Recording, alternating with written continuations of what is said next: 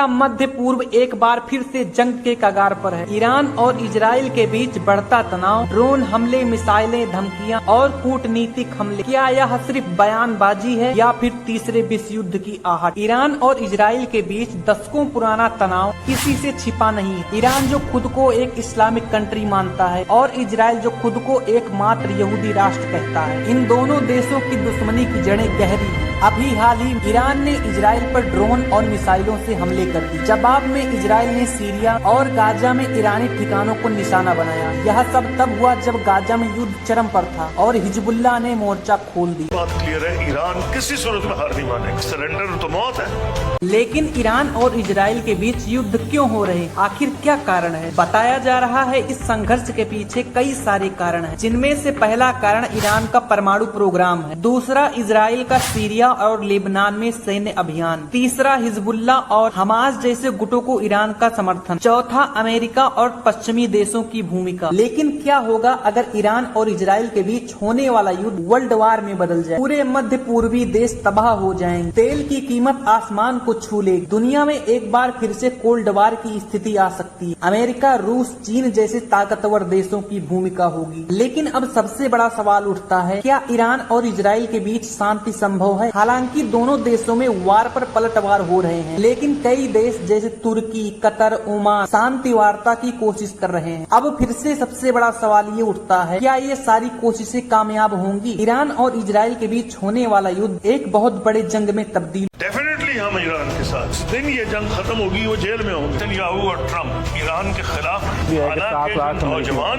नस्ल है। लेकिन क्या ईरान के पास इतना पैसा है कि वह इजराइल से लंबे समय तक युद्ध कर सके, या फिर क्या इजराइल के पास इतना ज्यादा पैसा है कि वह ईरान को मुंह तोड़ जवाब दे सके? क्योंकि युद्ध के मैदान में सारा का सारा खेल पैसे का होता है। सबसे पहले अगर हम जीडीपी की बात करें तो ईरान की जीडीपी 2024 के अनुसार 400 अरब डॉलर के पास, जबकि इजराइल की टोटल जीडीपी 540 अरब डॉलर के आसपास थी। आम नागरिक की कमाई की बात करें तो ईरान की प्रति व्यक्ति इनकम 4500 डॉलर है, जबकि इजराइल की प्रति व्यक्ति इनकम 56,000 डॉलर है। यानी इजराइल की प्रति व्यक्ति इनकम ईरान के प्रति व्यक्ति इनकम से कई गुना ज्यादा है। ईरान की सैन्य रणनीति मिसाइलों पर आधारित है। ईरान आज अपने दम पर खुद मिसाइलें बना रहा है, जिनमें से कुछ मिसाइलें ऐसी हैं जिनकी मारक क्षमता 2000 किलोमीटर से भी ज्यादा है। ईरान के पास बैलिस्टिक मिसाइल ही नहीं बल्कि ईरान अपनी क्रूज मिसाइल पर भी काम कर रहा है। तो अब हम सबसे पहले बैलिस्टिक मिसाइल और क्रूज मिसाइल के बारे में जान लेते हैं। बैलिस्टिक मिसाइल एक ऐसी मिसाइल होती है जो अपने लक्ष्य पर पहुंचने के लिए गुरुत्वाकर्षण का सहारा लेती है। ये मिसाइलें धरती से अंतरिक्ष में छोड़ी जाती हैं और कुछ समय बाद अंतरिक्ष में जाकर अपने लक्ष्य की ओर मुड़ जाती है। बैलिस्टिक मिसाइलें भी कई प्रकार की होती हैं। पहला, शॉर्ट रेंज बैलिस्टिक मिसाइल, इनकी मारक क्षमता 1000 किलोमीटर होती है। दूसरा, मीडियम रेंज बैलिस्टिक मिसाइल, इनकी मारक क्षमता 1000 से 3000 किलोमीटर तक होती है। इंटरसेप्टेड रेंज बैलिस्टिक मिसाइल, इनकी मारक क्षमता 3000 से 5500 किलोमीटर तक होती है। इंटरकॉन्टिनेंटल बैलिस्टिक मिसाइल, इनकी मारक क्षमता 5500 किलोमीटर से भी ज्यादा होती है। तो अब हम क्रूज मिसाइलों की बात कर लेते हैं। क्रूज मिसाइल अति आधुनिक गाइडेड मिसाइल है, जो कि पृथ्वी के काफी करीब से उड़ती है, जिस कारण ये मिसाइल दुश्मन के रडार में नहीं आती। ये मिसाइल जमीन से 30 से 50 मीटर ऊंचाई पर उड़ती है, यानी दुश्मन को पता तक भी नहीं चलता। भारत के पास भी अपनी एक क्रूज मिसाइल है, जिसका नाम ब्रह्मोस मिसाइल है, जिसकी मारक क्षमता 300 से 450 किलोमीटर है, जो ध्वनि से 3 गुना ज्यादा तेज उड़ान भरती है।